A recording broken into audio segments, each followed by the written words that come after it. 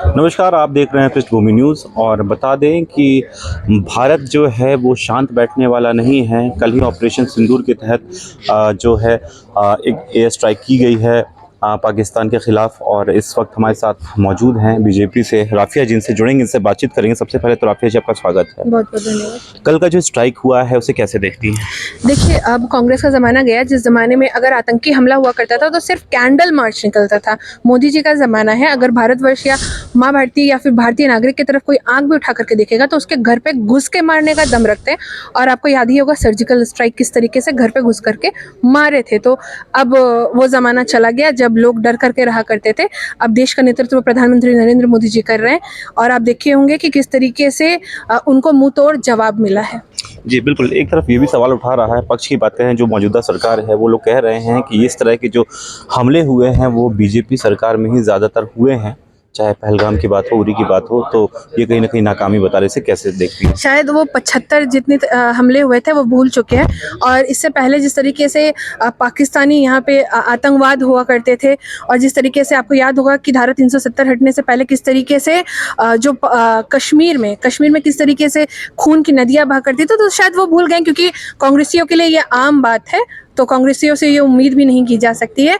और आप देखेंगे कि अगर देश की तरफ कोई आंख भी उठा करके देखता है तो उनको छोड़ा नहीं जाएगा और उनको छोड़ा भी नहीं जाता है। जी, बिल्कुल।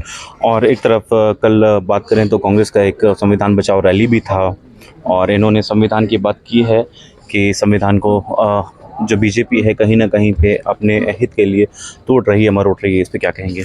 देखिए, जिन्होंने संविधान का संशोधन किया, कई बार संशोधन किया, आपको याद होगा कि किस तरीके से ये लोग काला कानून लेकर के आए। इसके साथ ही साथ इमरजेंसी लागू किया।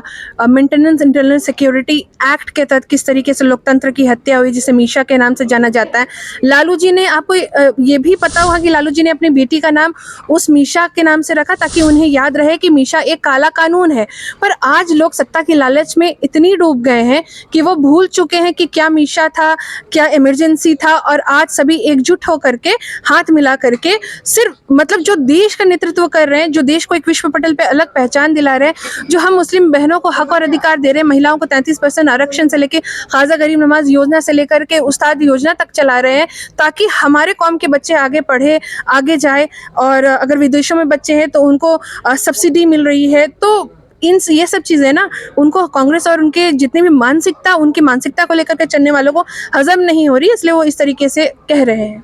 जी, बिल्कुल। देख सकते हैं बहुत ही साफ तौर पे राफ़िया जी ने कहा है कि जो पहले की सरकार यानी कांग्रेस जब सत्ता में थी तो उसने अपने हितों का ध्यान मद्देनज़र रखते हुए संविधान के साथ संशोधन किए हैं। अपने हित का फ़ायदे दिलाने के लिए अपने निजी समर्थकों को इस तरह के कानून और अध्यादेश लेकर के आई है। बाकी खबरों के लिए आप देखते रहिए पृष्ठभूमि न्यूज़। मैं सुलभ मिश्रा।